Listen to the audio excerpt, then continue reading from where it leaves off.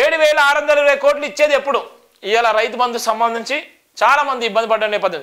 1 ఎకరం 2 ఎకరాల్లో ఉన్న వాళ్ళకి వచ్చినాయి, 3 ఎకరాలు ఉన్న వాళ్ళకి రాలేదు. చాలా ఇబ్బందులు పడేటువంటి నేపథ్యం ఉంది. ఎప్పుడైతే డిసెంబర్ 9వ తారీఖు అని ప్రకటన చేసిన నేపథ్యం ఉందో, రేవంత్ రెడ్డి గారు ప్రకటన చేసి 40 రోజులు అవుతున్నది. దానికి రాసిన వార్త 7,625 కోట్ల రూపాయలు ఇంకా ఎప్పుడు ఇస్తాం అనేటువంటి ప్రధాన వార్త కూడా రాసిన సందర్భం ఉంది. తెలంగాణలో కాంగ్రెస్ ప్రభుత్వం ఏర్పడి 40 రోజులు దాటేసింది. అధికారంలోకి వచ్చిన వెంటనే డిసెంబర్ 9న రైతులకు రైతు భరోసా పథకాన్ని అమలు చేస్తామని ప్రభుత్వం ఇప్పటి వరకు ఈ పథకాన్ని అమలు చేయలేదు. గత ప్రభుత్వం రైతు బంధు పథకాన్ని కొనసాగిస్తున్నారు. 1,050 కోట్ల విడుదల చేసింది. ఆ డబ్బును ఎకరంలోపు ఉన్న పొలం, ఎకరంలోపు ఉన్న రైతులకు ఇవ్వగలిగారు అధికారులు. మరి మిగతా రైతుల సంగతి ఏంటి? వారికి మనీ ఎప్పుడు ఇస్తారనే ప్రశ్నలకు సమాధానం లేరు. తెలంగాణ రైతు బంధు పథకానికి 68.56 లక్షల మంది రైతులు అర్హులు.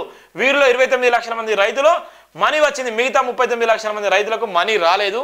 వాళ్ళు చాలా ఇబ్బందులు పడేటువంటి నేపథ్యం కూడా ఉన్నటువంటి పరిస్థితి కూడా ఉంది.